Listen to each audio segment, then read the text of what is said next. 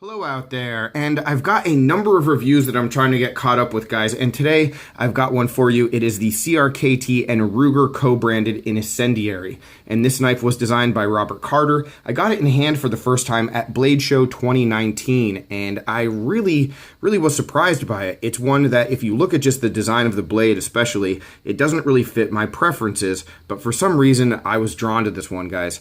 I had a very positive feeling about it when I first got it in hand, and so when CRKT offered to send this one to our pass-around group for a number of reviewers to check out, I jumped at the opportunity again, and I've had it for a couple weeks now, and I've got to say, I sort of feel the same way. You know, this knife doesn't really fit into what I'm looking for in an EDC. There are some design implements that cause that. There are a number of manufacturing issues that I have with this knife as well. But for some reason, the overall feeling about this blade that I have is a positive one. And that just speaks, I think this knife speaks more than almost any other to how subjective this hobby can be. Because when you listen to this review and you look at this knife on paper, I don't care for it on paper. But overall, I just like the thing for whatever reason. So we can't just focus, though, on like sentimental aspects and subjectivity. We have to get into the details, and we certainly will today. And I'll talk about all that stuff so that you can make the best decision for yourself. So let's get right into it. Getting into some size comparisons, the overall size of this knife, we're looking at right around 7 inches of overall length. The cutting edge is going to be about 2.75 inches of cutting edge, but that's sort of, misleading because we have this big dip, and I don't even necessarily know what to call this. I don't know if it's belly or if it's a tanto or what exactly this kind of like blade shape is. It sort of doesn't really seem to know almost. And we'll talk about that at length in just a bit. But so we do have that. And then when it comes to the weight of the knife, this is a stainless steel frame lock. And it comes in at 4.77 ounces. So not a terrible weight. Honestly, like some people might feel that it's a little bit heavy, but in hand it doesn't feel that way at all. So we'll get back to ergos as well. Some other size comparisons. The first thing that I thought of, the best size comparison that I think I have is the Kaiser Rogue. Take a look at that. We have the Civivi Elementum. Also have a Kershaw Bare Knuckle.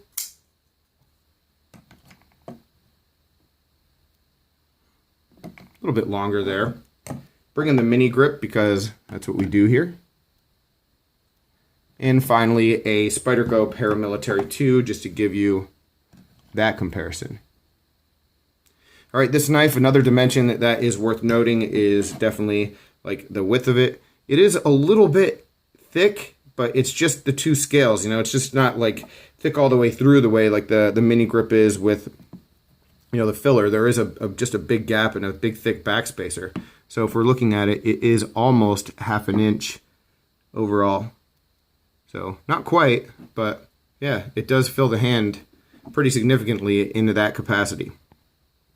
All right, so let's get into the rest of the specs and the details of this knife. And what we have here is a blade of 8CR14 MOV. I believe that's what it is, at least. I've seen it listed. There are a couple discrepancies with how the specs are listed online. So Smoky Mountain Knife Works has this listed as 8CR14 in like the heading, but then in the description it says 13. So everywhere you look, it'll be either 14 or 13.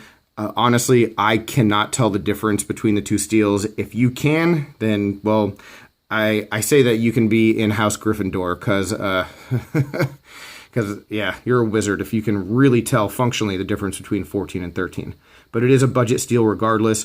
We do have a very, very significant hollow grind here, which is a big plus to the knife that I'll get right back to. But I do just want to draw your attention to just the overall lines and the swedge and the point. This, for me, just is not the most agreeable blade shape. I don't mind the grind and the difference between the hollow merging into the flat. I actually sort of like that to give that tip strength and that sort of thing. I think it looks good, and yeah, I'm not having any kind of problem with this. It's just the big drop off here, and then the decision making where, is this a tanto? Is it like it's not really a tanto because it's almost like rolled, but you can see there is just a transition in the edge. So I don't know exactly what you call that, and maybe it does have a name and it's a popular thing, but it's just not my style, so I don't really pay attention to it too much. The issue that I have with this kind of edge, just like fundamentally, is that it just doesn't work well for EDC. It's not that big of a hindrance because you still have plenty of blade that you can use, but it just doesn't make sense to me in just regular cutting tasks. I like something that's a little bit more like, you know, if you're going to have belly, have it further down here, because this is just hard to finish a cut with when you're slicing, and it pulls out of a cut, and then it's really difficult to sharpen. And some of the lion steel designs that I've had in the past like have that same kind of thing, and that's why I just don't buy those knives anymore, because they just don't like fit with what I'm trying to do when I cut. So there is that. Positive when it comes to the blade. The big positive is that hollow grind. This is super thin. I don't really like harp on how like thin and thick the edges are. If they cut, they cut, but this one was just notably very, very thin down at the edge. So like this portion of the blade was very useful, and it cut well. But you might see something, and maybe I'm just going to move the edge back and forth. You might see something in the shape of it that just is a little bit odd. And I don't know if this stretch right here is supposed to be flat or if it's supposed to be recurved, but like there is a recurve in this knife. It's almost rolly. It almost looks unintentional. And I'll try to insert a picture here. But yeah, this edge, it just is not consistent in, it's not even the grind, it's just like the actual shape of the edge. And so I don't know. I don't know if that's part of the design or if that's just like badly executed. It just looks odd, and it's something to definitely note. All right. So now we can move on back from the blade. Let's just take a quick overall look at the knife, open and closed position. I do think it's very attractive, and I think that this design, the decision to go with the black wash finish is just perfect. There's something about the design that like this forced worn look, you know, around the pivot and, you know, up on like the edges here where, you know, it does look like it just has that use already on all these like grind lines and everything. It's super cool. It's a good looking knife. The stonewash is excellent. I have zero complaints about the way this knife looks. So that is definitely a good thing. But then as we move on back, another big talking point in the blade is going to be this thumb depression and then the thumb disc. So starting with the depression and sort of sliding into ergonomics as well, the depression is good. It does exactly what it's supposed to do. It gives you a spot to land your thumb. And while this finish is a little bit on like the slicker side, so you're not going to get like too much traction, when you're cutting with it, it's going to work just fine. Maybe if you have a very large thumb, you're not going to be able to get it in here as well. But I really didn't have any issues, and yeah, I enjoyed it for what it was, and it was something like that sort of replaces the need for jimping, which I would have preferred, but this still sort of fits that same purpose. As we go on back, we have a thumb disc for opening. Looks fine. It's functional. Not really my preferred kind of way to open a knife, just to be honest. All right. And now when we get to this spot right here, let's just stick with ergos actually, guys. We'll just finish up the whole ergo section, and that's going to lead us into the scale and everything. So we do have a kind of like choil right here. It is sort of odd in that maybe for light tasks, you could sort of squeeze in here and use it like this. But for the most part, I mean, I think just for safety, I'd be further back because it's not large enough to really stick your forefinger in completely. And, you know, you could just slide up and nick yourself just a little bit right here. So something to be aware of. But the other aspect of ergos with the knife is this aluminum scale. And there's another discrepancy online that I found with this handle material. Blade HQ has this listed as G10 in their like typed out description of the knife, but then they also have it correct in like just the spec sheet where it says aluminum. So this is an aluminum handle. So the bad news, I do like aluminum. Aluminum is one of my like favorite handle materials if it's done well. And this one, it looks good, but this might as well have been plastic, guys.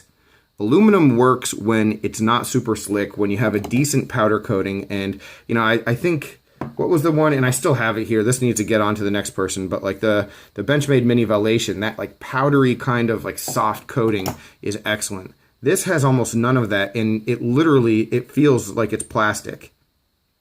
And CRKT has done a really good job with aluminum scales in the past. I mean, I really like the Caligo, whatever we're calling it. You know, this does have a little bit of a powder coating. This one, if someone told you this was plastic, you'd believe them.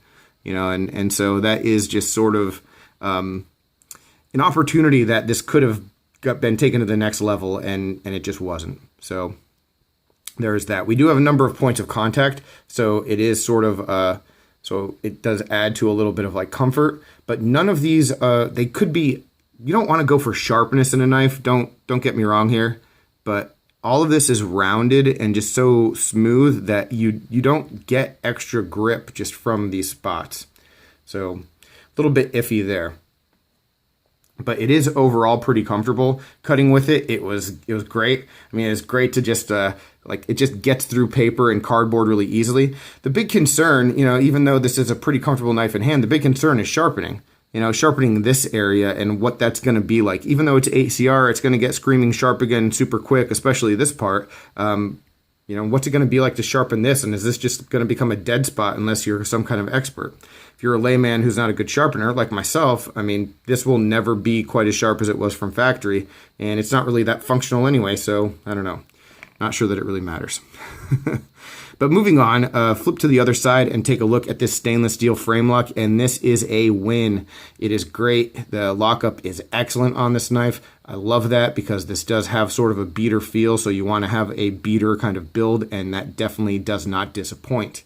As we move on back, we have this 2-position deep carry pocket clip, and maybe deep carry is a little bit of a misnomer. It's not that deep carry, but it is loop over, so there isn't going to be too much real estate sticking out. I didn't have to flip it to this side. It's nice that you can flip it, and that sort of cutout doesn't really take away from the rest of the design of the knife. So definitely a good thing there. A little bit off center here. Let's talk about action. So the action on this knife, we are looking at like Teflon, plasticky kind of washers. That said, opening, not bad. It flicks pretty nicely. Thumb disc, like I said, is not my favorite method of deployment, but when it works, and this does work. Slow rolling it is pretty easy, so it just pops out.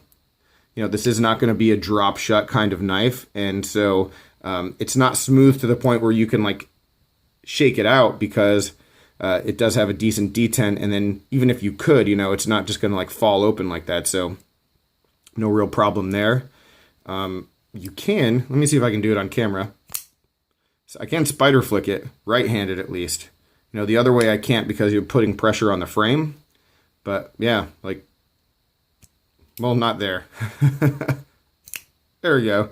So yeah, you can spider flick it if you get it just right. So it is pretty smooth, but still not the thing that I would choose if I was building a knife as far as like thumb disc and a Teflon, but it definitely works, and yeah, it isn't a hindrance on this knife at all. So don't really know what else there is to talk about this knife. I mean, I've gone through some of the things that just sort of jump out at me as not being great.